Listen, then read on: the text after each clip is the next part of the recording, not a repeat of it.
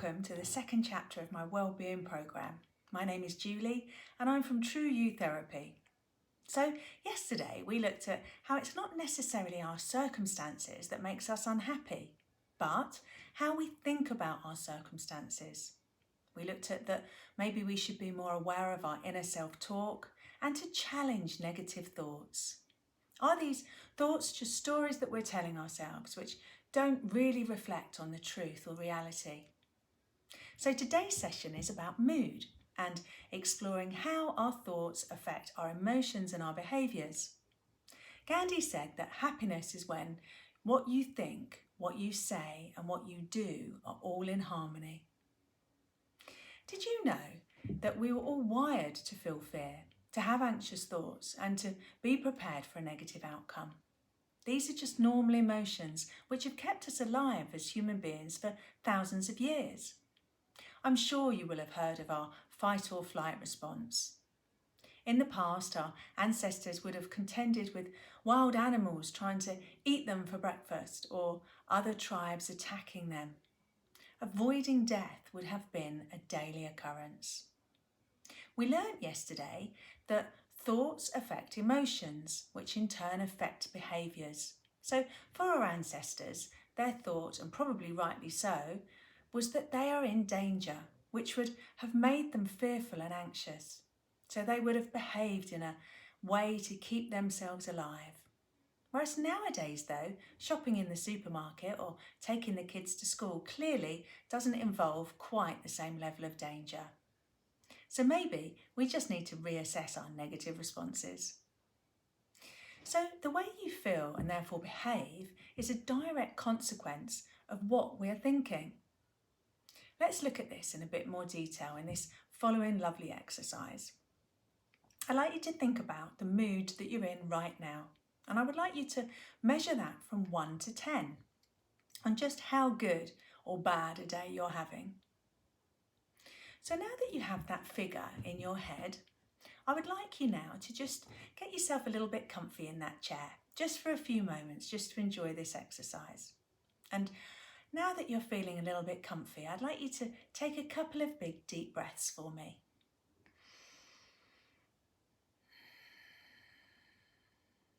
That's great. And one more. And now on the exhale, I would like you just to close your eyes for me, just allowing your body to begin to relax and enjoying the feeling of just being in this moment. Just really taking in wonderful deep breaths and allowing the body to relax from the top of your head all the way down to the bottom of your toes, just for a moment. And whilst in this moment, I'd like you to recall a happy memory or an image in your life. You can pick anything, just as long as it really stands out as a strong and positive moment within your memory in your life. And now I'd like you to imagine how this happy event felt. Try to recall specific details. Just details like what's happening around you. Who are you with? What are you saying? What are they saying? And where are you? And how are you feeling? And I'd like you to really step into that memory, enjoying all of the sensations that it gives you. Maybe turning the colour up and making the image bigger and the sounds louder. Just really enjoying that feeling. Just recreating this event in your mind. As you continue to stay relaxed while you're comfy in your chair. Really continuing with this image for a few seconds more. Enjoying and breathing in that wonderful feeling of happiness. That wonderful memory, just for a while longer. Lovely deep breaths in this happy, wonderful feeling. Really being in this happy moment, stepping into this happiness, relaxed and calm and happy. Just for a few moments more. Totally absorbing this wonderful feeling of pure happiness.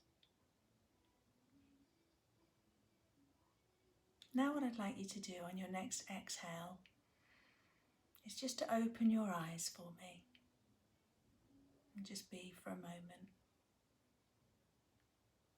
How did you find this? What did you notice first? Taking a moment, let's remeasure how you feel right now from 1 to 10. And how much has your number improved? Most people report feeling happier after this exercise. You may even be smiling right now. If you do feel happier than you did before this exercise, I'd like you to ask yourself the following questions. Is your life any different now? Are the personal circumstances that you had before this any different now?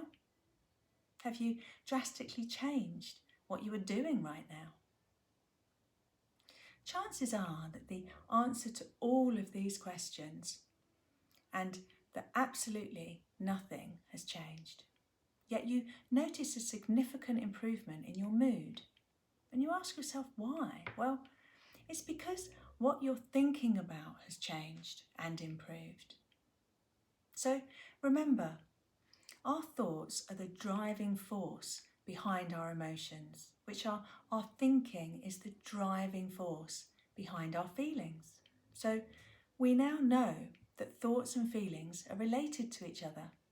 But how does our behaviour come into this? And when I say behaviour, I mean whatever we are doing with our body at any particular moment. Often, when asked what they are doing, a person may say nothing.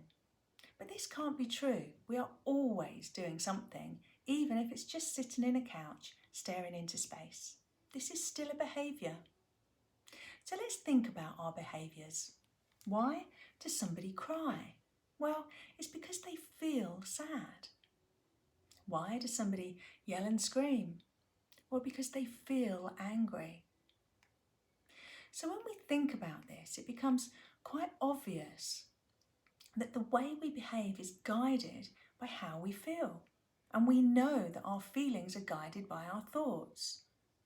For example, let's look at the behaviour of procrastination, or to put another way, putting off doing something. Consider a time when you've been at home, work or school and felt unmotivated.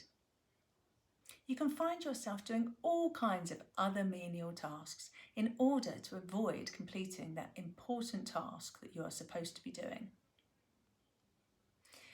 How does this affect your motivation? Chances are that it actually fueled a lack of motivation rather than quenching it, demonstrating the repeating patterns of some behaviours. So you can see the key to unlock a change in our behaviour is by looking at our thoughts. Yesterday we worked on the thought record by setting 5 alarms throughout the day and writing down your thoughts at the point the alarm goes off. This will have started an awareness within your thoughts. In my experience also, after doing this exercise, many people are surprised at the negative patterns to their thoughts, the negative scenarios and stories that ruminate around in their minds that they weren't even aware of, driving them to behave in a certain way. So today I would like to invite you to try an exercise named STOP, and that's spelled stop with 2 P's. Building on the thought record exercise from yesterday, this is a technique using an acronym to further develop your ability to capture your thoughts, to reflect on them and then challenge any negative patterns. You can download a helpful free workshop from the True You website which will guide you through this exercise. So today, when noticing new thoughts, I would like you to stop. And the first S, or the first letter of the word for stop, is to stop. And then T is to take a breath. O to observe. And the first P is to pull back and perspective. And the last P is for practice. The worksheet will guide and help you notice any intrusive or distressing thoughts. Complete the worksheet and notice what you are thinking. I believe we should all treat our minds with the same respect that we treat our bodies, considering unhealthy thoughts the same way you do unhealthy food. Set limits and focus on what will nourish you. Enjoy the rest of your day and remember to keep checking in with your thoughts, noticing how different you can feel when you change the negative to a positive. And remember that the more you do this, the easier and more natural it will become. So I'll see you tomorrow when we'll be talking about setting goals firmly in the mind. So take care, be true to yourself and keep the love.